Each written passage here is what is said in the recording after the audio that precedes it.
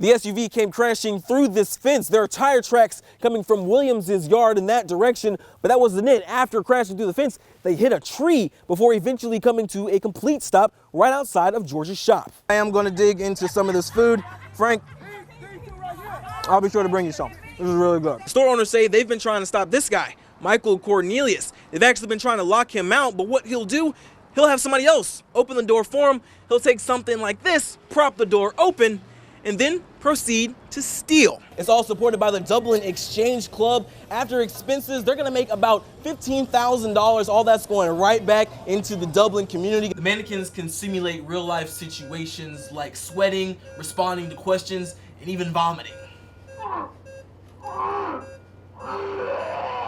Now, just so you can see, right behind me, there is a power line right here to my left, broken in half. It's bringing down other lines. Look at the roof of the building behind me, just completely scorched about halfway through. Sparklers and other fireworks are all fun and games, but Butler says one of the safest things you can do once they're all done is to dunk them in a bucket of water so that they don't reignite. Kerry was able to find his way out of the wreckage to get help, but it took fire crews more than an hour to pull Roberts out after she was pinned underneath the tree. March 9th, 69-year-old Michael Brown died crossing the street on Mercer University Drive. Less than 2 weeks later, 31-year-old Charlene Jones met the same fate after being hit by a car while walking down Millerfield Road. In June, 53-year-old Henry Brown died trying to cross Pionona Avenue. The car drove off after hitting him, and he died on the side of the road. We could tell you 32 more stories just like that from Bibb County. Data from the Sheriff's Office shows since 2016, pedestrian fatalities occurred 35 times through July 1st of 2019. We were disturbed by that statistic. County Commissioner Elaine Lucas says in 2015 she wrote legislation to start the Pedestrian Safety Review Board. It's a group of people concerned about the problem from places such as the Sheriff's Office, the Health Department, and Planning and Zoning. Everything that we do, road projects, just recreation, any of those things, we keep in mind the fact that we are encouraging pedestrians to be in the area. The group considers lowering speed limits and placing better lighting on roads. Putting more signs in school zones also comes up in discussions. But the main thing has been to raise the awareness through a very, very strong strategic education campaign. To pay for their On the Move campaign, the board used roughly $40,000 in federal grants. They paid for efforts you may remember, like their mascot, Pedora, and the lighted armbands for walkers, which they handed out for free. The board also gets about $10,000 from the Sheriff's Office and Health Department every year. They use it to buy ads and billboards. They can also make suggestions for SPLOST money, like sidewalk improvements on Jeffersonville Road. Traffic fatalities are preventable, and because they're preventable, they're unacceptable. That's why Tom Ellington says it's their goal to reduce the number of pedestrian deaths in Bibb to zero. He admits they have some work to do. Since the board started, Macon Bibb saw 8 pedestrian fatalities in 2016, 7 in 2017, 15 in 2018, and it sits at 5 halfway through 2019. But the number of total pedestrian crashes, not deaths, tells a different story. The county saw 113 in 2016 and 2017, and it went down to 105 in 2018. And so far this year, the downward trend appears to continue, with 45 pedestrian and car crashes through July. Ellington says construction projects like the Walnut Street Bridge were built without pedestrians in mind and therefore contribute to pedestrian accidents. And you can go over there right now and you can get some B-roll of people walking across that bridge, because it happens every day, all the time, and it's not safe, but I understand exactly why people are doing it. Bibb isn't the only Georgia county fixing design flaws.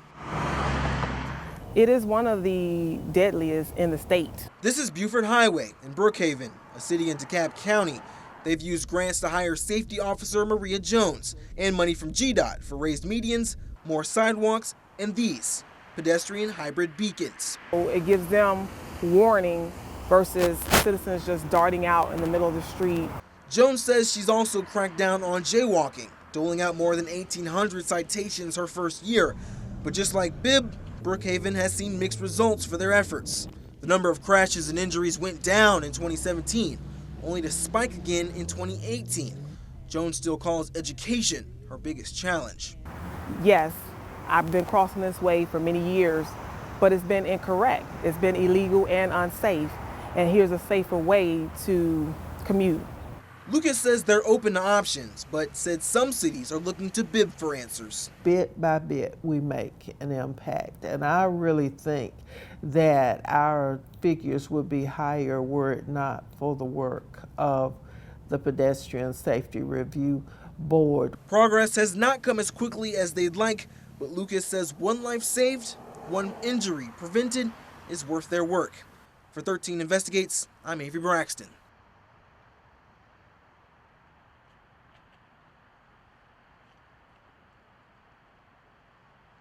Getting all the stuff for free, just like it's open to a public, just giving it away. This is surveillance footage of the Texaco Food Mart on Okmulgee East Boulevard in Macon. Store owner Alpesh Patel says this man, Michael Cornelius, has quite the thirst for his merchandise. He just got 2-3 cases of Modelo's, put it on the counter. My employee was there. Sir, you got to pay for this, pay for this. Oh, I'll be right back, I'll be right back. Thank you, have a nice day. Patel says he's been hit at least 5 times by Cornelius, including trying last night. Patel put in a magnetic lock after the second time, but Cornelius brings a friend and had her open the door for him. Then he props it open himself and proceeds to steal cases and cases of beer. One incident report says 10 at one time. And my employees are so scared, and they don't come outside, and that's a good thing, but they are so scared they don't even want to work at nighttime. Patel says 2 have quit and that Cornelius always comes in a different car. Because of the thefts, once it gets dark, Patel has his employees run this wooden plank through the handles in their beer cabinet just to protect their merchandise. And they're not the only ones who've been hit. Neil Patel of Thunderbird Liquor on Emory Highway says Cornelius has visited them too. The police doing them jobs right now, but they can't, it's hard to find this kind of person, but we don't need that person outside, that's it. An arrest warrant is out for Cornelius as of yesterday. According to the Georgia Department of Corrections, he has a long rap sheet that includes stalking and aggravated assault. Thunderbird says they don't normally have these issues. Inside Macon, we don't have this kind of situation here, unless one in like this, Blue Moon.